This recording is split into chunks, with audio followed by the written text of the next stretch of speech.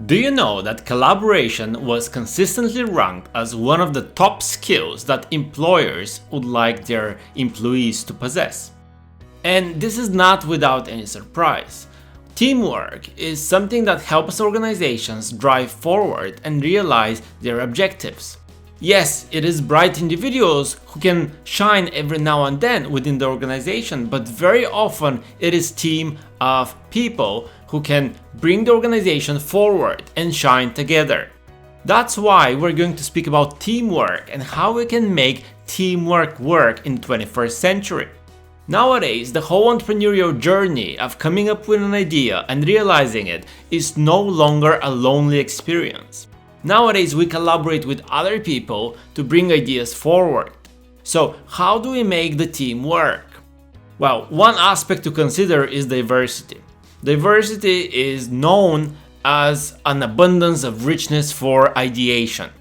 If we have a diverse team from different types of organizations, previous experience, from different types of departments within the organization, perhaps from different geographic areas, from different countries, possessing different cultural background, different skill sets, and of course diversity when it comes to gender as well. So diversity will help these team members spot ideas that others may not actually even realize there is a need for an improvement in this particular direction. So the very first aspect is to have a very diverse team. So leaders of organizations, particularly the ones compiling the team, should consider this very important characteristic of high-performing teams. Another type of important characteristic that we need to consider is the size of the team. If we have a huge team, then perhaps things would be happening very slowly. We want smaller teams when we want quick decisions. Because if we have smaller teams, people tend to take ownership of the task given to them. And therefore their responsibility operating within the team is greater. Versus if we have a huge whole room full of people and we ask them to work together, unavoidably somebody will take a backseat position. And therefore they would not contribute as much as somebody else who would perhaps try to shine within that team and take all the power and then pretty much put their opinion out there and make sure everybody else agrees. So obviously we don't want to operate such teams, we don't even want to participate in such teams. That's why we need to pay significant consideration to the size of the team. Jeff Bezos is somebody who is known for favoring smaller teams. He actually promoted the pizza rule, the 2 pizzas rule, which basically means if he orders 2 pizzas for the team to share and somebody is left hungry, remains hungry, then that team is too big. So ideally for smaller projects, for projects that we need to realize quickly, we may consider smaller teams of up to 5 people, particularly if we're not sure whether it would be a successful endeavor and if we just want to test the waters for a new idea perhaps or operating in a new market. So try to allocate people in smaller teams. It is perfectly fine to have different teams who have the same objectives and you make them compete, because the competitive element is also a very important factor.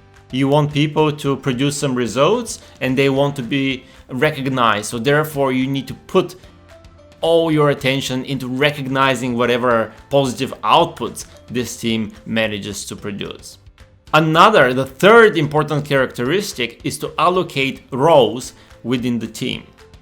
You need to be aware that people have different capabilities, different skill sets, and therefore some of the skills somebody possesses may put them in a better position to be responsible for the marketing activities. Another person may be much better at bookkeeping or trying to record all the progress others have been making. So you want to kind of fail forward. So you want the team to find failing solutions and then record them diligently so that you make sure these same failures don't reoccur. And that's what brings the idea of failing forward, which is the fourth important characteristic that you should communicate to the team members. You should let them know that it's actually okay to fail. And the sooner they fail, the better it is. because they would not waste much of their time and they would not waste much of the resources of the organization. And this aspect of failing forward is much more beneficial for organizations versus, let's say, some more rigid organizations that try to tell their employees that failure is not an option and they should do everything possible not to fail.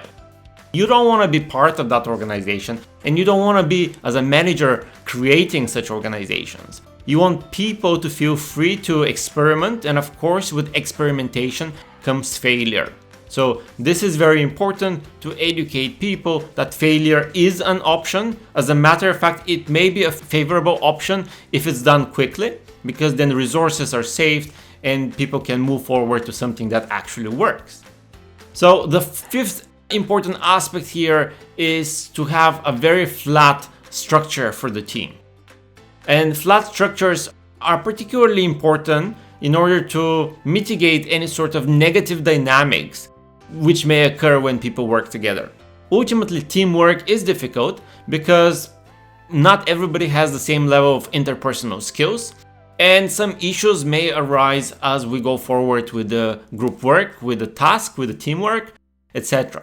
So if you have a flatter system of organization within this team, you're less likely to have individuals trying to take over control or trying to point a finger at somebody and saying, hey, you didn't do a good job, etc.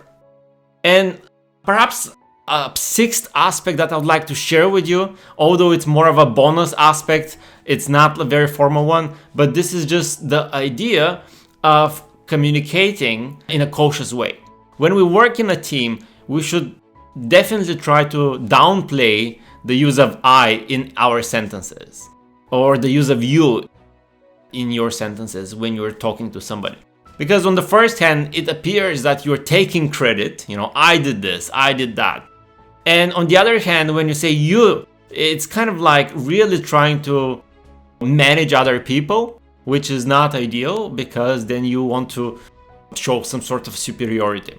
So when we are working in a team, we should always use we. Even if you refer to somebody else doing the job, you should say we. In this way, they would know that we're all in this together and we're here to help each other. And if somebody feels more challenging to operate a given task, they can bring this up to the rest of the team and the team can help each other. I hope these 5 and the actual 6th bonus rule of what makes a high-performing team, I hope you found this useful. Do make sure you apply it in your everyday life, in your work within any organization, and you'll see that very quickly this will change the whole dynamic of the team and will make the team a high-performing team. Doing the job much faster, failing forward in some cases, but very, very often bringing those solutions that actually work for the organization. That's all from me for today, so see you in the next video.